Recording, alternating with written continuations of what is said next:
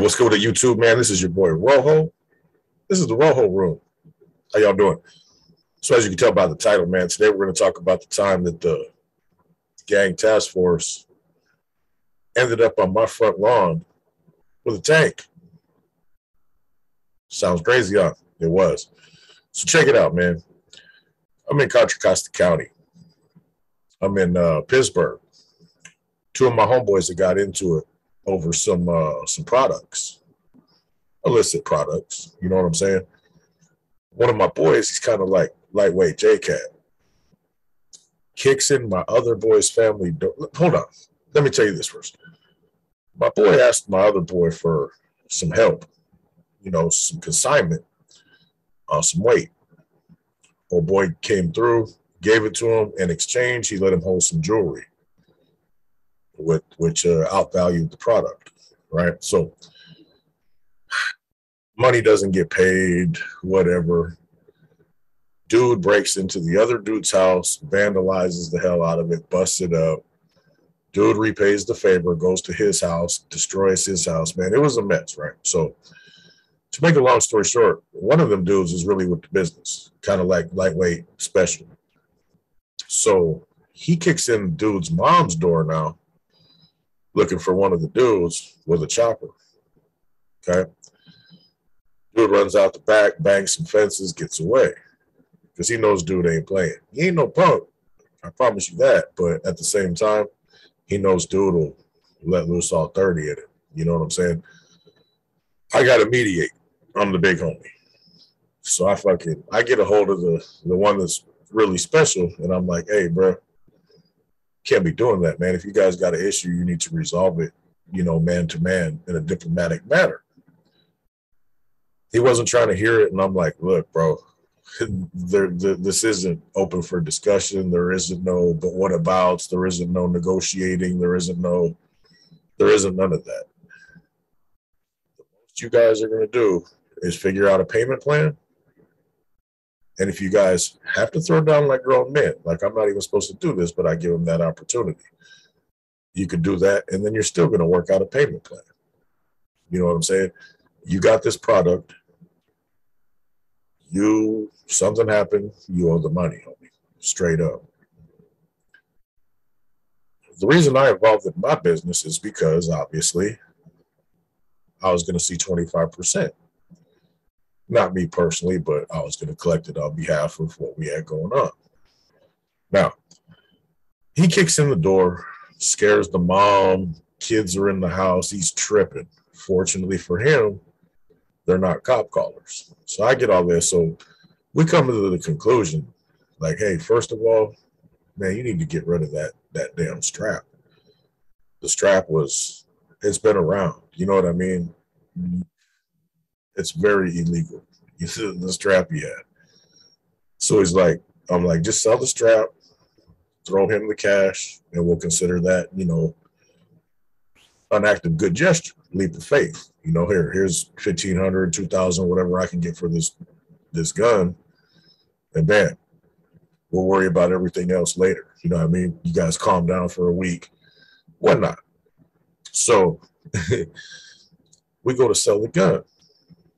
I know this dude. He was moving weight around, Concord, Martinez, Pittsburgh, Antioch. He was an other. I have no reason not to think he was cool. Well, this son of a bitch, he was working for the CCC-NET, Contra Costa County Narcotics Enforcement Task Force. Man, nobody knew he had been busted. They kicked in a motel door one time because he had had traffic and whatnot, and he was under investigation. Maybe made a sale to somebody, that was wired up. I don't know the exact specifications that resulted in his, cooperation with the authorities. But it doesn't take a rocket scientist. We'll come to find out he had been raided in a motel, made a deal right there, didn't even go to jail, got busted with like a pound of work, a bunch of identities, and I think a pistol. Had enough information on the spot where he didn't even hit the county. Nobody knew he was in the motel solo bolo. So I call this dude up. I'm like, hey, I got this HK assault rifle, and I need to get rid of it. You know what I'm saying? He's like, all right, give me a couple hours. So, I go about the rest of my day. He doesn't call. The next day he calls. He's like, hey, you still got that? I'm like, yeah. He's like, my boy will buy it. This white dude. I'm like, cool, cool. Where you gonna meet you at? He's like, meet me at the Burger King on Bailey Road in Pittsburgh. And I'm like, say no more. Jump in the ride with the old lady. The crazy homie. I'm not gonna say his name on here because he's still out doing his thing. The crazy homie jumps in his whip. No, I jump in the whip with the homie. I have the girl drive the car. We get over there to Pittsburgh, pull in. Dude pulls up. He's with the white dude, long ass hair and shit. Looks like a biker. You know what I'm saying? I didn't trip on him because I had done a lot of business with this dude.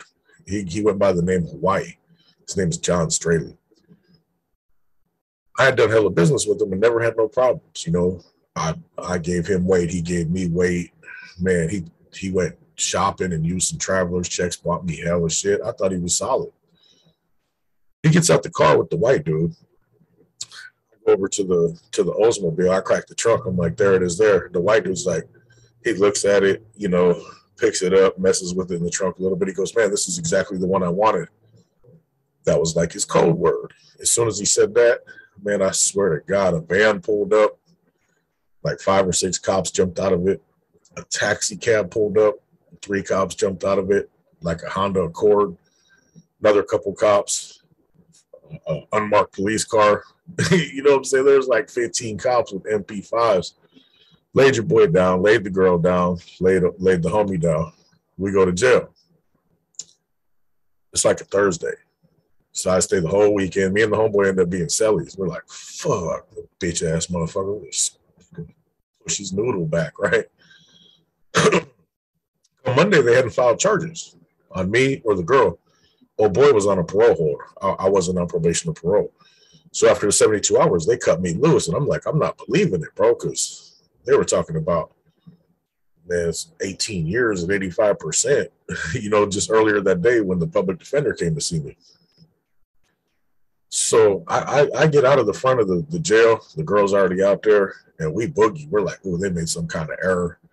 We got the fuck on. We got to ride home with this black cat that I know. You know what I'm saying? That was getting picked up. His family took us to the bar.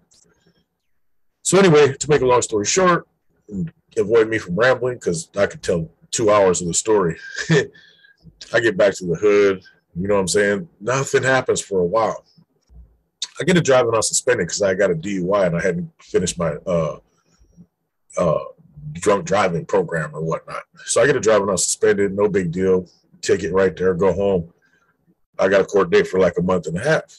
So I go in there to go to the court date for the driving on suspended, and my name's not on the docket. I slide down to the county clerk. I'm like, hey, I just don't want to get a failure to appear. I'm here to appear on such and such. She's like, I don't see you in the system for a driving on suspended, but you got a warrant out of Pittsburgh. I'm like, for what? And she's like, she got all weird. She's like, possession of a abandoned assault rifle. I'm like, oh, I'm thinking in my head, I'm poker faced though. I don't have no expression. I'm like, what's the bail on that? She's like, $885,000. I'm like, all right, thanks. I bounce up out that bitch. Man, as soon as I get out of that jail, because there's cops all over right there. County clerk's supposed to be like a place of refuge if you check to see if you have warrants, and they're not supposed to arrest you. But for a warrant like that, they might have made an exception. They gave me a beat down and a bologna sandwich or something. So I boogie, bam, have a girl pick me up. Wow, God, I'm on the run now. So I leave the Bay Area. I'm hiding up in Yuba City. I'm avoiding it for a while, man. And they start trying to track me down. They're starting to go to addresses and stuff. I'm getting calls like, hey, they just came to the pad and demanded the search, had a warrant. And I'm like, oh. So I'm like, man, I'm on the next thing smoking. I call my people in Las Vegas. I'm like, hey, I need to come slide down there real quick. And it's a girl I've known for 20 years. Slide out to her house. I'm hiding out in North Las Vegas. Well, man, I started to overstay my welcome. I can't really leave the house because if I have any police contact, it's a wrap. So finally, I bounce back to Yuba City. Well, I'm up there for a minute, like 3 or 4 days. They're knocking on the door. You know what I'm saying? My boy was there, fortunately, and he's a black dude. Well, he's half black, half white, but he's like, man, that person hasn't lived here for 6 months. And they didn't even sweat him. They're like, oh, okay, sorry. They figured they had the wrong house. man, I was right there hiding under the bed. Like I couldn't go nowhere. They were downstairs in the little backyard area of the apartments. And I was thinking about jumping out there, and I peeked out the corner, and there was one down there looking up. And they bounced. I wait like 4 hours though, and I have my boy go do a little check through the parking lot with the whoop. I get the fuck out of there. I go stay with my boy. I got a homeboy on the other side of Yuba City, Lil Northaniel dude from Live Oak. I'm hiding out of this house for like 3-4 months. Bam. So what happens is he ends up getting a crib in Marysville with my kid's mom. They set all this shit up, get a dope ass crib on this place called Edgewater. Really nice neighborhood, you know, exclusive neighborhood. I'm out there for a couple months, and everything's cool, man. I'm hustling. I'm not really leaving the house though. You know, I'm directing traffic. I'm hustling like a motherfucker though.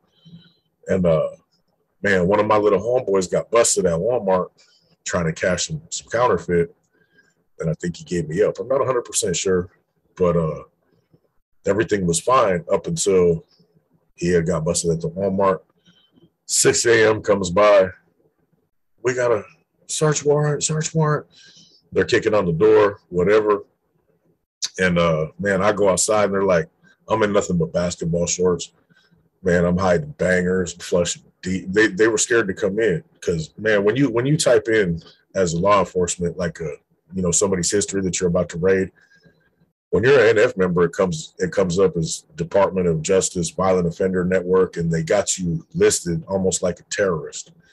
So they're not coming in. So I got time to hide guns, flush drugs, and all kinds of shit. Well, anyway, I come out. They're like, "That's the target." I'm like, "Target?" I see all these red and green dots on my body. I'm like, "There's like 15 of them, dude." Just in the front yard alone, there's got to be 12 to 17 cops.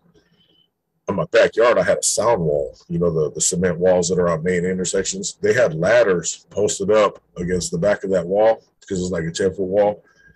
Man, they were guarding the side of the house on one side, the other side of the house on the other side, and both sliding glass doors from the master bedroom and the dining room. They have 4 guys with guns there because I was going to break out the back. I cracked the screens, and all I see was hella cops, rifles. I'm like, ooh, close the screen. But I'm like, there's no way to get out of this. You know what I'm saying? So I go out there. They're like, there's a target. They come, lay me down, cuff me, whatever, ransacked the house. They took, my homegirl was there, and they got her on immigration hold. You know what I'm saying? They took me and the chick to jail. Man, they find 2 guns in the house. Man, they found like 2 ounces of dope that my roommate had in somewhere. But he took the rap on all that stuff. They didn't even try to charge me because they figured they had me on expel in possession of a firearm. You know what I'm saying? In possession of a banned assault weapon. As a gang member, they're like, man, we don't even got to try to mess with him. We're going to try to mess over this other dude on that. But they had a tank, bro. They had a Hummer. It looked like a damn army tank. They converted it all. It had a turret. Man, there's a dude up there with the fucking big-ass gun. There's all kinds of dudes with MP5s. It's like, there was 2 options that day. It was either go to jail or die. And I chose to go to jail. Time goes by, man. I ended up taking 4 years, man. It went from 18 at 85% to 4.5. Plus I fought that thing for 13 and a half months. Plus I was in the county up there for like 3.5. It turned out being all right, man. But I've never seen such an aggressive, like overshow dominant police raid in my life than the Yuba City, Marysville police officers, bro. There was nothing you could do. But that's what resulted in my last trip to the pen. That little shot right there, man. But I'll never forget looking out my window at 6 a.m. They woke me up, kicking the door. And I peeked out the blinds, and I'm like, man, that's a fucking tank. You know what I'm saying? It legit looked like a tank. It was just a Hummer, an old ass Hummer, but man, they added all kinds of fairings and stuff to it, and it just made it look like a real tank, man. But anyway, crazy stories with your boy Rojo. This is the Rojo Room, man. I hope you guys have a good day, man, and stay out of trouble so you don't get a tank on your front lawn. Straight up. I'm out.